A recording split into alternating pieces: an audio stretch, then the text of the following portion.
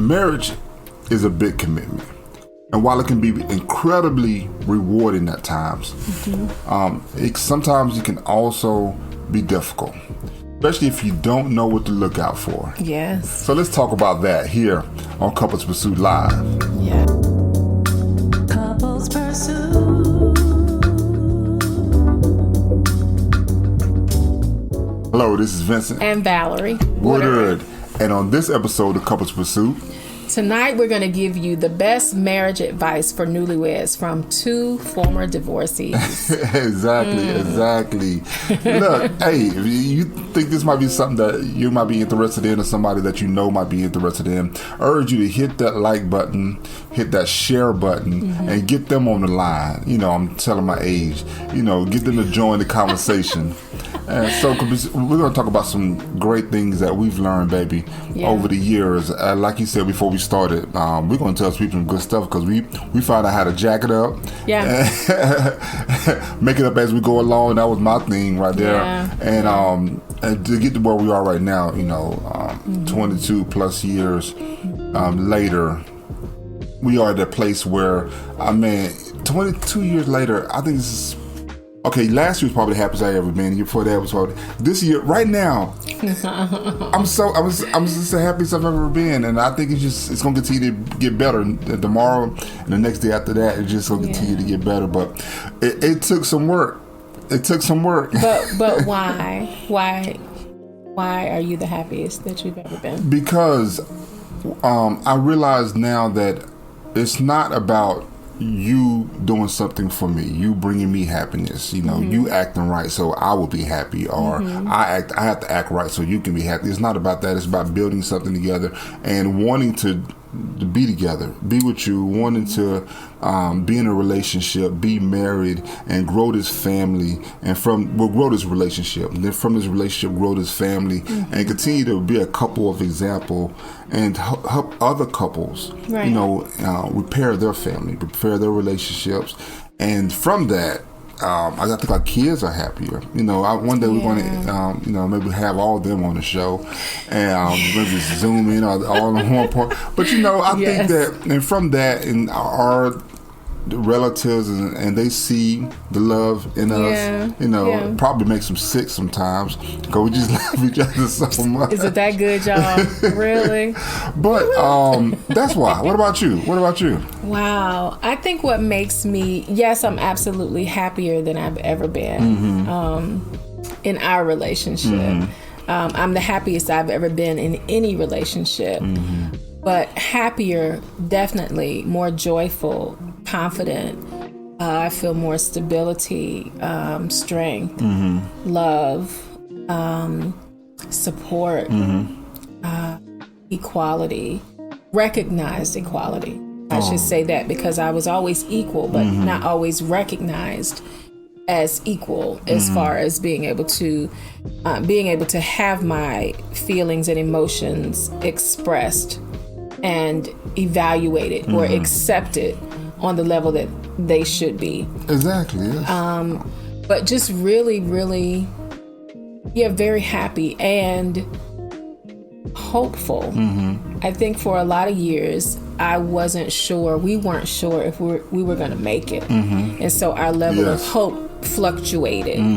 But I no longer feel that way. Yes. And to let you know, we're former divorcees. I've been married before, divorced. My wife, same with her. She's been married, divorced. I had a kid. I had a son when we got married. My wife had a daughter when we got married. Then we had a daughter together. Right. And we have this awesome blended family. And so, you know, from that, there's always some little, I tried this marriage before. It didn't quite work out. And I know I wasn't the greatest husband at all times. And I'm not going to talk about the spouse, the other issue. I'm just going to talk about what I've done. About us. But I've learned that I didn't really know what I was getting into. So that's what this video was about. This video is and this podcast, and it's to help share some knowledge of some things that we've learned through the trials and tribulations, through the ups and downs, through the hard knocks. And hopefully, if you're getting married if you're thinking about getting married, or if you're newlyweds, or if you've been married for a long time, I believe everybody can get something from what we're about to share today. Yes, I believe everyone can get something from it also. I always say whether you're single, separated, married, divorced, or even widowed. It just depends on where your mindset is, what you're looking for. Because either you're in a relationship looking to get in one or looking to get out of one, or you're content where you are. And what we share also is beneficial to family life. You know, we share about love, family, and relationship. So I think it's for everyone. And we're just excited to share with you some things that can help you avoid the pitfalls of marriage. And, you know, one of those things is that we need to keep the mind, we need to know what marriage is, know what it's about. What is your intention with the marriage? What is that person's intention with the marriage? And then you need to know all of that before you even say, yes, I'll marry you. Exactly.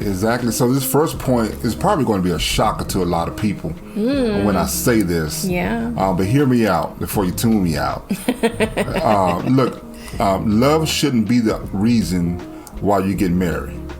It's about building a life together. Should be the reason why you would want to get married. If you were willing to commit to this marriage, not just compliment, not just say, hey, I feel good, I think this is something we should do. Yeah. You know, it just feels nice. You know, I like holding you at nighttime. Give me the willies. Yes, and all that. So I love you. You love me. I do. Okay, let's get married. No. Really, I'm trying to tell you, I think a lot of couples operate from that standpoint. Yeah. It's like, well, I love you, you love me, and we hang out together, so let's get married. But you're not really focusing on the end goal that we need to build something together. So anytime you build something, together? Can we build together? Yeah. And anytime you build something, it's some biblical principles, but it say count the cost. Yes. It says measure, evaluate. Nobody's builds a building without first having everything that they're going to need. That's good. Or have access to things they're going to need. And then to know exactly how strong, much they want to build. Yeah. And same thing with the marriage. I think a lot of times, and I'm preaching to the choir right here. A lot of times that we get married because it felt like something we should do. Right. You know, this is the next progression. We dated. Right. You know, I like you, you like me. I say, do you like me? Yes or no? You might have said yes. I know, old school. Okay, so, yes, so we dated, and then let's get married. We live together, maybe, or we want to live together, maybe, whatever. I love you. Let's get married. But what about the times when the love is not felt? It's not reciprocated. When it's not, we're having a hard time. One spouse might be battling through health issues or whatever, depression, anxiety, issues. whatever. Yeah. You know, are you willing to commit? Because we said we're going to build together. So this is one of those hiccups that come. We counted the cost because we didn't always have everything lined up. Right. Because you just jumped out there, but you didn't really have the foundation of communication. Some things we're going to talk about. If you had those things and you knew that sometimes it's not going to be all like it rosy and butterflies. No. As much as I love this guy, it's not always like that.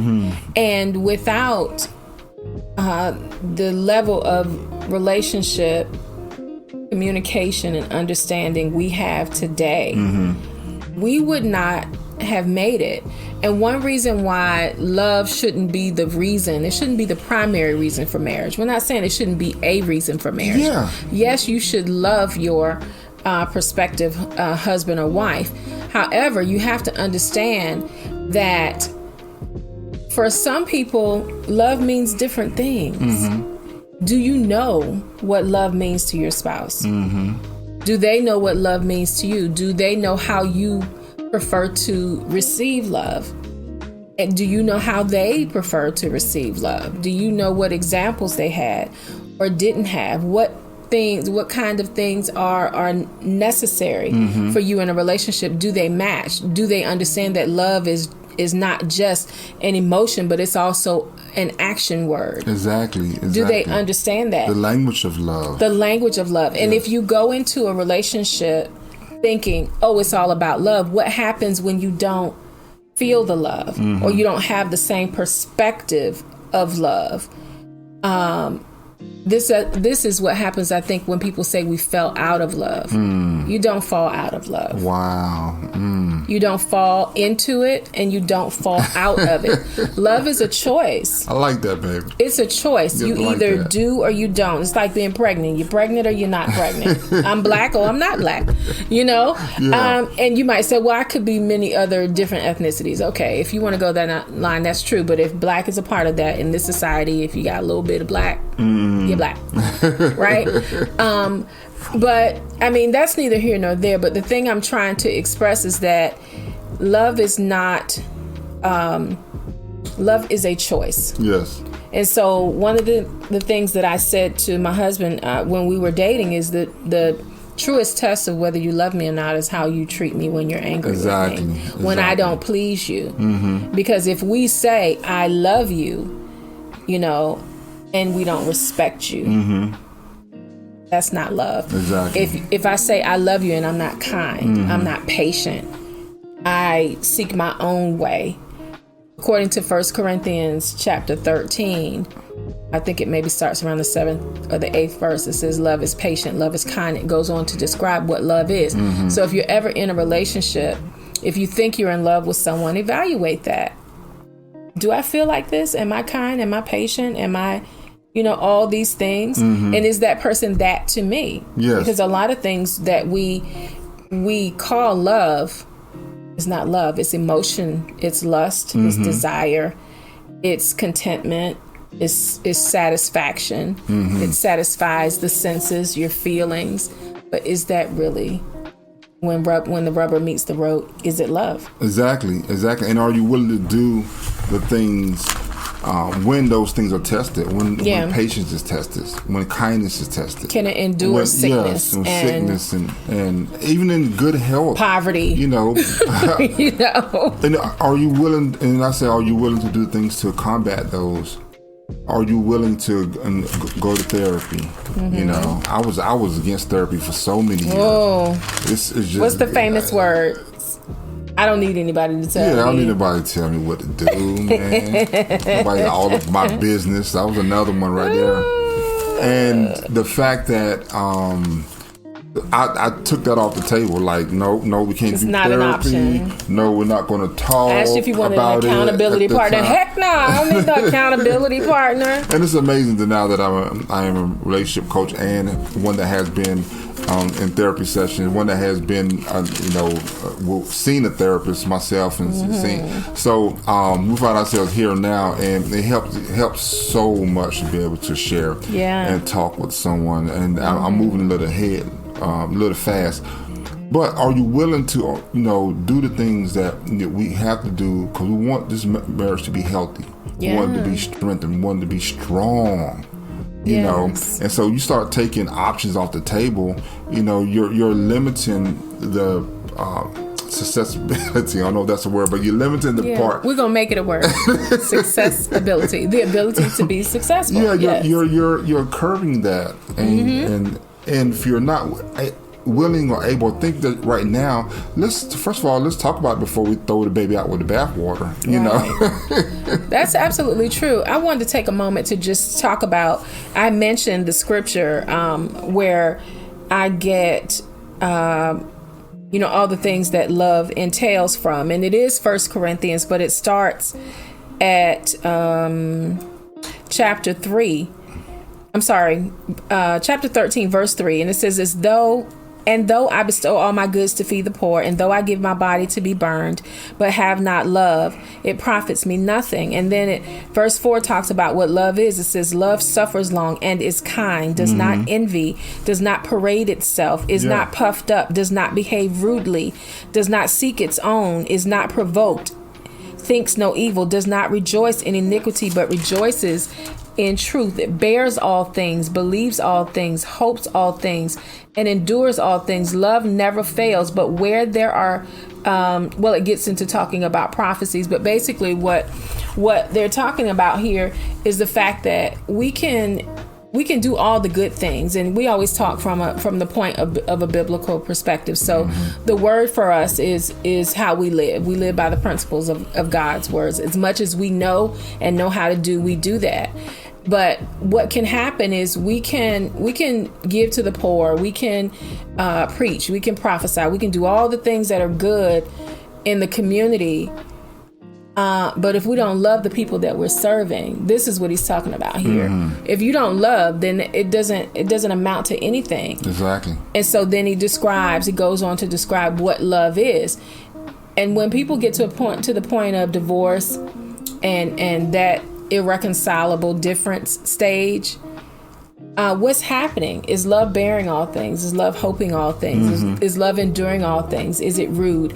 Is it puffing itself up? Is it prideful? Oftentimes, yes. Yes. When you get to the point of divorce, the two people that have joined as one, they start ripping themselves apart, and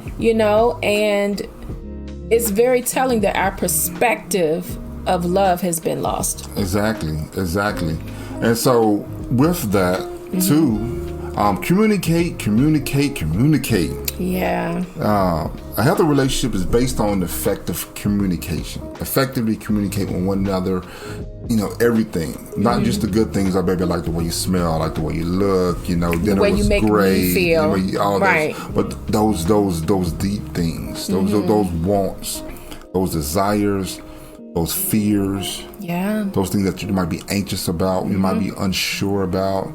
A guy hates to admit when we don't know, and that's a part where we need to actually say, baby, I don't know, and the fact that it's a red flag when you're constantly asking your spouse. I'm not saying it's something you need a divorce over. I'm saying it's something that it needs to be aware of and need to be addressed. When you're constantly asking your spouse, baby, what's wrong? Or nothing. I'm okay. Like, baby, I know I sense something is wrong. I sense that something is wrong with you. And then it is very disingenuous for you to tell your spouse nothing is wrong when something is wrong. Because then you are then reflecting to them that what they innately know is wrong. Yeah. And that causes them to question and mistrust themselves. You might be like, well, that's too deep. Well, is it really though? No, I don't think it's too deep because I think it's real. It's real that the fact that the person, they start doubting, not only themselves, but they start doubting, why aren't you vulnerable with me? Right. Why don't you I know trust something me is wrong to let me in? Right. And couples like that. We were like that. Why won't you let me in? What are you trying to? Why are you hiding from me? Why are you hiding? Why are you covering yourself? Yes. Yeah. When we should be for one another the most trusted and vulnerable space. Vulnerability is so important to a relationship. My husband can tell me anything. I mean, anything. Exactly. I mean, anything. Even at this point in our relationship, he could tell me about something he may have done that I didn't have any idea of. And that would become something that we would talk about, that we would discuss, even if it was something that hurt me or made me angry. Yeah, same here. And we had to discuss that. I can't say that years ago he would have been able to tell me anything. And I wouldn't have been like, well, hold on, wait a minute. And go all the way back to when that time was and be hurt and all of those things. Now, I'm not saying if he told me, well, babe, I cheated on you 2 years ago. Oh, we need to talk about that. Welcome to Couples Pursuit. Right. I'm sorry. Right. I'm not promoting violence. No, joking. Right. Just joking. It's not okay for your spouse to hit you or for you to hit your spouse, ladies. Right? Thanks for the disclaimer, baby. Right. Violence is not condoned here. But what I'm saying is we know each other now in a way, and we understand how broken we were. Now that the old us was quite possibly capable of doing and saying things that were immature and irrational. We don't live in that space anymore. Exactly. And when you don't communicate, what I found out, why I think we're able to share why my wife feels that way, because what I've found is that, okay, so it's two people in this relationship. Now, when you're holding something back and your spouse can sense that, and essentially there are like three people in this relationship. Is you, your spouse, and this thing that keeps following y'all around. It's like every time you walk in the room, baby, you okay? I'm okay. But I see it. I see that. Everywhere you go, it's following. It's what's around. It's following you around. It's like I know something. Introduce me to your friend. Oh, it's nothing. What are you talking about? I don't see anybody. Yeah, so and that would just keep following me around everywhere we go. And it's like either we address it or we don't address it, but it's there. Mm-hmm. And your spouse is not dumb. They can sense it. Now, you might not want to share when we first get introduced to it, but eventually you say, well, baby, we really need to talk about your little friend because it follows you everywhere you go. Whatever you're hurt or you're ashamed or whatever, you're disappointed, you're angry, you're mad, whatever. Communicate. Yes, and you said very key is effectively. Mm-hmm. And we could talk tonight for a whole half an hour or more about what effective communication is, and we won't because we have to move on to other areas, but communication is going to be the sure foundation for any successful relationship. Yes, and that looks like active listening, and allowing the other partner to speak, without interrupting, and say their feelings and not discounting that. So effective communication is that I have a problem, I have an issue. Okay, baby, is everything all right? What can I do to help with that? So how does that make you feel? Not instead of saying, well, what you should do. Yeah, or why do you feel that way? Or that's dumb. Or I don't understand that. Effective is you're actually trying to be more effective in the way you verbalize with one another. Right. The words you say are building your spouse up, or what you don't say sometimes. They're building your spouse up because you're allowing them to emote and get out their chest. They should be able to come to you and talk to you about anything. Absolutely. Mm-hmm. So, and also number 3, don't take your spouse for granted. Ooh, that's a good one. I would recommend that because sometimes you just go through life. You wake up, you might kiss or don't kiss before you leave the house, and then you go to work, and for 8, 10, 12 hours or whatever, then you come home, you eat dinner, you look at TV, and you go to bed. And I guess all with the assumption, you might not say I love you, you might not say, hey, how you doing? You might not say, baby, you look nice today, dinner was great. All those things, it's like you assume that they should know. That they should know. And if they don't know, that's their on fault. Them. Well, I married you, didn't I? I'm here, ain't I? Mm-hmm. Well, that doesn't really mean much. Mm-hmm. As I said before, love is there are feelings that are accompanied by love, but there's also action that's accompanied by love. Mm-hmm. And for you to say that you love me is one thing. For you to show me that you love me is something completely different. Exactly. And everyone wants to feel significance, worth, importance. Even people who are, the behind the scenes folks that really don't want to be out in the open, still want to be appreciated for who they are and what they do. And that's in any type of relationship, whether it's a work relationship, a friend to friend relationship, or a romantic relationship, a marital relationship. It's very important that person is not taken for granted. The things that you do.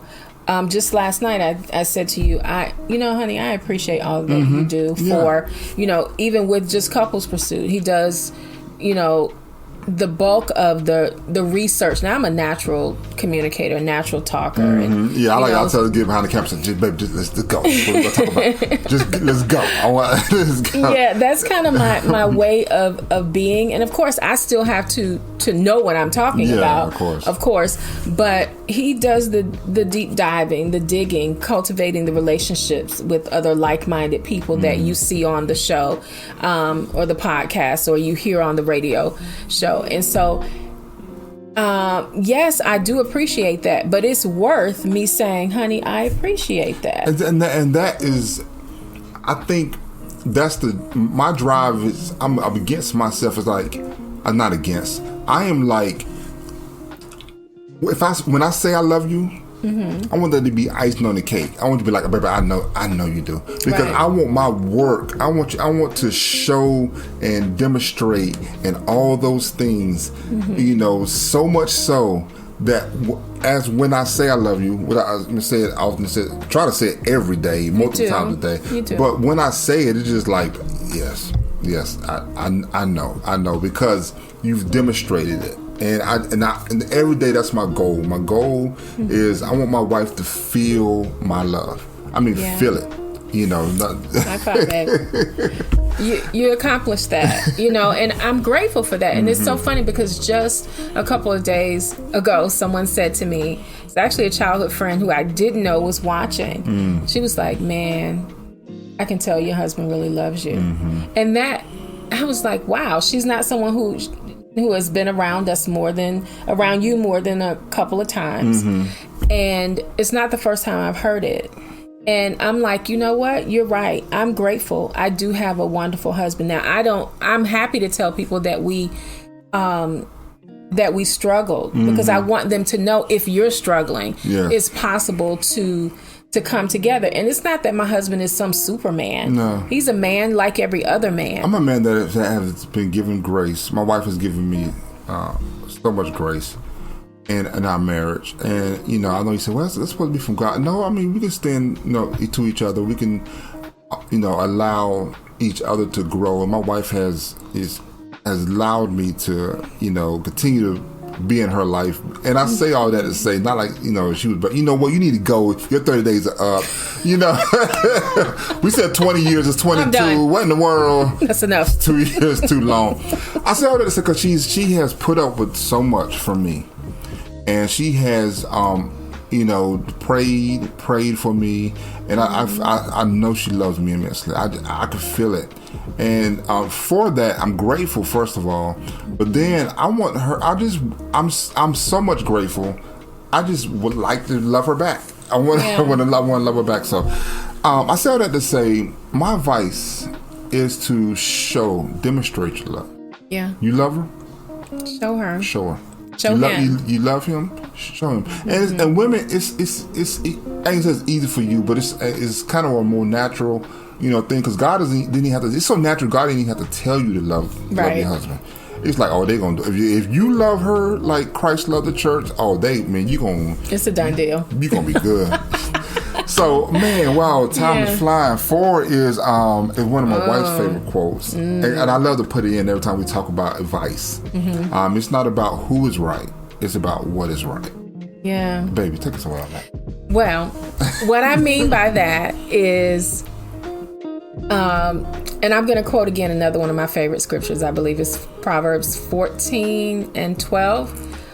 And it says, there's a way that seems right unto man, but the end of that way is either death, depending upon the interpretation, or I'm sorry, the version of the Bible that you're reading, or the end of that way is destruction. I can think a certain way. He can think a certain way.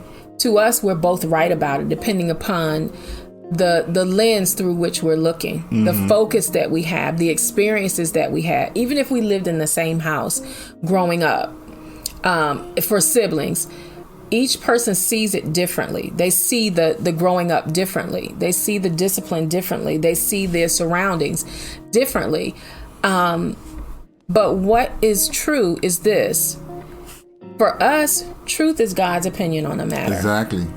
And I say for us because that's not everybody's belief, but that is for us. So we have to find out, what does the word say about this matter? Exactly. And that is what's right. It doesn't matter what I think. It doesn't matter what he thinks. It's about what's right. And so we don't argue. We don't argue anymore, period, which is a gift from God. But it's a gift from God because we submit it to his way. We submit it to his principles. And that doesn't mean that we're just some stoic people who just sit in the house all the time and read the Bible, or we stay in church all the time and we're always speaking in tongues and rocking in the corner. And, you know, that's not, we have fun. We laugh, we play, we dance, we love music, we go out, we experience cultural things. But the focus, the center of our life is our relationship with the Father, with God. And we know that if we do things the way that he has said they should be done, he's going to be happy. I'm going to be happy. Yeah. It's going to put my pride, my flesh to the side. All those things that I mentioned earlier about from 1 Corinthians chapter 13, what love is going to push that to the forefront. And so we don't have to worry about fighting or arguing. Exactly. And it starts, some counselors or therapists, I might say, well, arguing is a good thing, you know.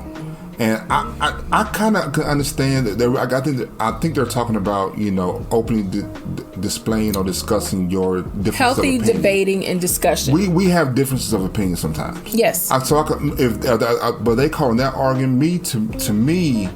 The fighting that ensues sometimes when you have a difference of opinion. That's when I say they differ. The difference of opinion, disagreeing, and arguments. When I call arguments when you start, you know, I got a point, I'm right about it, and when you start trying to shut each other down with what you think or feel about the situation. We don't do that. Now we're human beings. I could say, well, we need to hang, you know, the blinds, or we need to hang. You know, it's funny. Like we used to like decorate, and we did a set and all this stuff like that. And, you know, sometimes you like, okay, well, baby, what about this and what about that? So we have a difference of opinion, but you know, we get to a point and say, you know what, baby. You're right. We have to find a way to, you know, work together all the time, because this is what we do. Right. You know, so we're not. It's not going to be a chore working together. Right. We're not going to make this, you know, something like, oh Lord, we got to here we go. Because y'all going to feel no, right? Because you'll sense it, exactly. And that is a testament to exactly what I shared about the childhood friend earlier. Hasn't been around us, but it's like I can just tell that your relationship is genuine. You are so happy, and I see that, and I am. It's not something that I made up, and I love to share this because it just tickles me, and I think it blesses you too. When I shared that. There was once this guy who, you know, was trying to talk to me or whatever at my job. And I was like, oh, I'm married. And he was like, oh, well, are you happily married? And, you know, I'm paraphrasing because it was so long ago. I was like, man, I love my husband so much it'll just make you sick. What does a guy say when you say that? Again, not because he's Superman. It's because he is a man surrendered to God. Does it mean that he doesn't make mistakes? No. That's right. Does it mean that I love every single thing that he does? No. Does it mean he doesn't get on my nerves sometimes? No. But I also get on his nerves too. But it's not. But over and above all of that, we have figured out that love is patient. That love is kind. That love is. You know, I'm getting into. It's funny. We're talking about today the best advice from two divorcees. But what is really happening is that we figured out. I was 19. When I married the first time.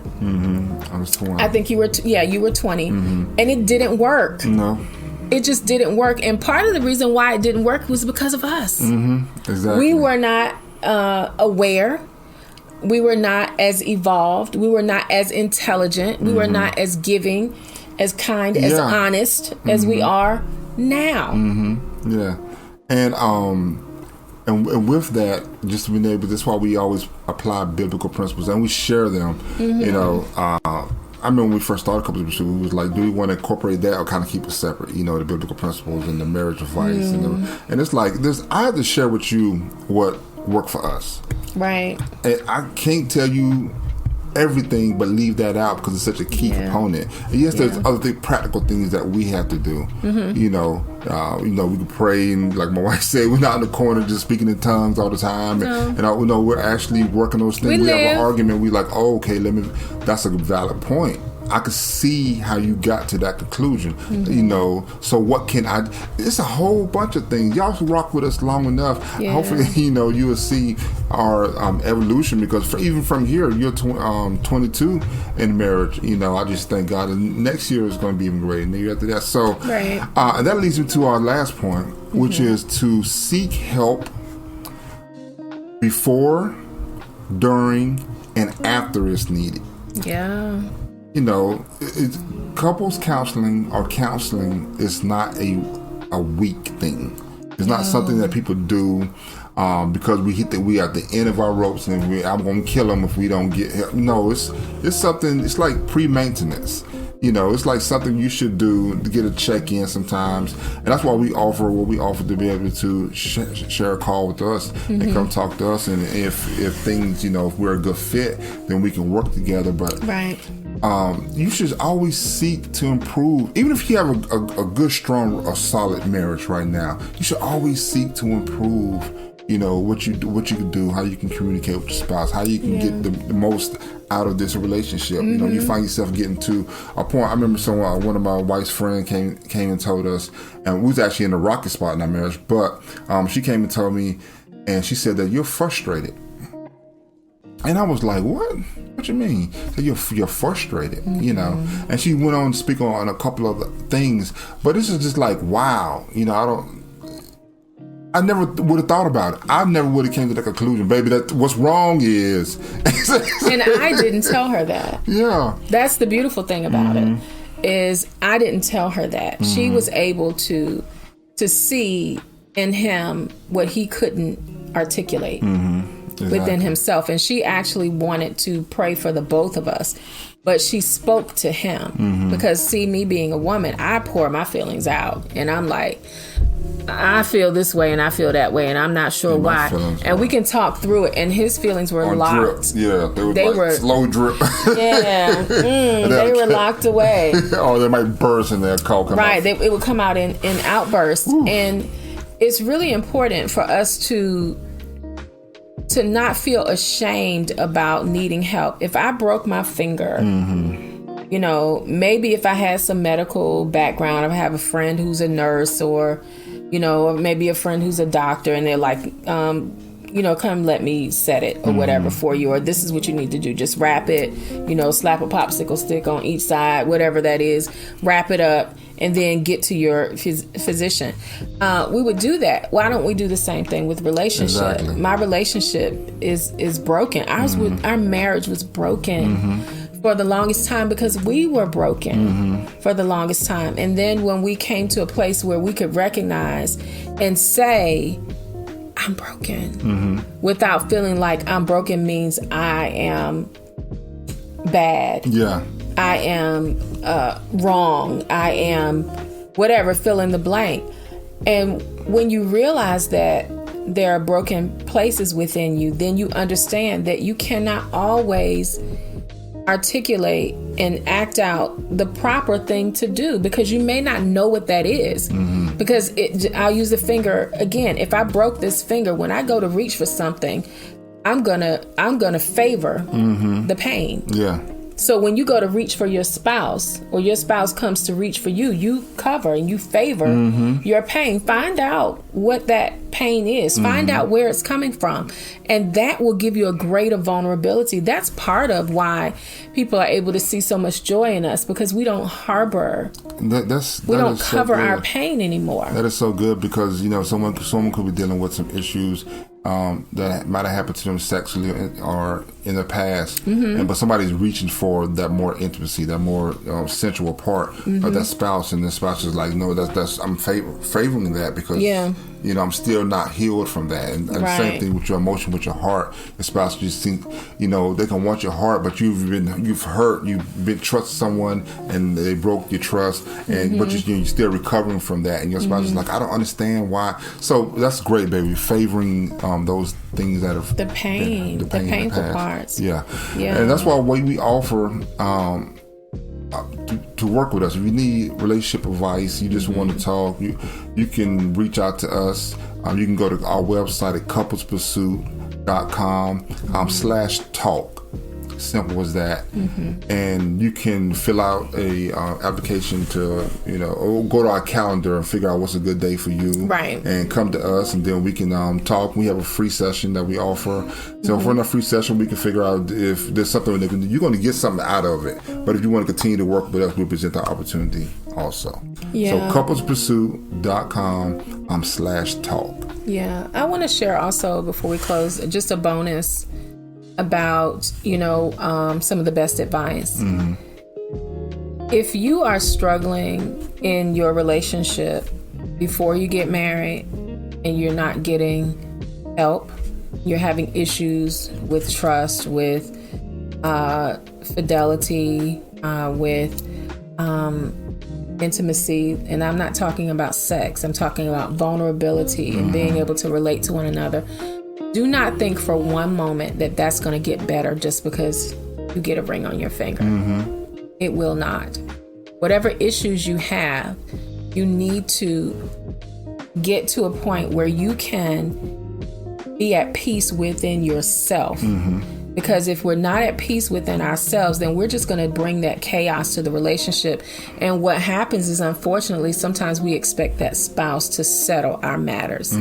We expect them and what they do or they bring to the relationship, because in the beginning stages, when there's love and romance and all of that, you have all of this wonderful chemical, biochemical stuff going, this energy, this oxytocin and serotonin, all those things pulsing through your veins. Oh, he just makes me so happy, so that's sometimes when couples get together, they don't eat. They might go out to eat. They might go out to eat a lot in the beginning when they get together, but then they just want to spend time and they're just like gazing at each other. And hang up. No, you hang up. No, you first. All that silliness, it comes from the joy of love and intimacy, even what we call puppy love when you're young. All of that comes, but life is going to come after that. Yes. And you may feel that, but then you also have to deal with the home you have together, the vehicle you have together, the bills you have together, the responsibilities that you have together, the children that you have together, the issues that are flowing out of his heart and out of your heart. You have to deal with that. And if we don't know how to do that on our own individually, handle your emotions, handle yourself, how are you going to do it with your spouse? Exactly. It's not okay for me to feel like you should make me happy. He can't make me happy, y'all. No. Now, I'm very happy with him. I love him immensely, but it's not his responsibility to regulate joy in my life. And if we come to a relationship with that thought in mind, well, he should do this. I'm a queen and he should spoil me. Well, ma'am, maybe, those things are icing on the cake. The spoiling, the gifts, the surprises. I love all of that. But real life is not like that every day. Yeah. Can I be vulnerable? Can you be vulnerable with me? Can I be vulnerable with you? Can I trust you with everything? Can I tell you when I'm afraid? Can I tell you that I don't know how to handle a situation? Can you handle that he may not know how to handle a situation? And vice versa. That's when you come together and you work things out. So again, I was saying the bonus is that if you're having the issues before, you're going to have the issues after. Marriage is not going to fix it. It's not going to fix issues that you have with intimacy. It's not going to fix issues if you have addictions, porn addiction, alcohol, drugs, etc. It's not going to fix any of that. And so we need to know who we are and what we're dealing with and be honest in the beginning, because it's going to come out. Exactly. So hopefully you enjoyed this best marriage advice for newlyweds or anybody. It's just the tip of the iceberg. I mean, I could talk for another hour about this. Former divorcees, and we appreciate you hanging out with us. Yes. And like I said, please share with someone if you found this helpful. And that also helps us. We thank you so much. Leave a comment too. Yeah. I'll just have any more questions. Maybe we have something you might want to add to the list. Yeah. For next time that we broach this subject, we if it's something that we can all agree with, we'll put it on the list, and you might make the video. It's wonderful that you guys are with us. We hope that you've learned something, that you've heard something. Again, if you didn't share it, it's not too late to do so. Share it with someone who most definitely will be able to glean something from it, or share with someone that they might feel needs the advice or the information. We love you guys, and we do this because we love you, even those of you that we have not seen, those of you that we do not know, because the one common thing about humanity is that we all desire love, companionship, and relationship, and no one gets married to get divorced. So we want to help you stay married. If you're struggling, we want to help you to heal your marriage. And that's our goal. So we thank you for joining us again tonight. And so we hope to hear from you soon, and we'll see you next time here on Couples Pursuit Live. Bye.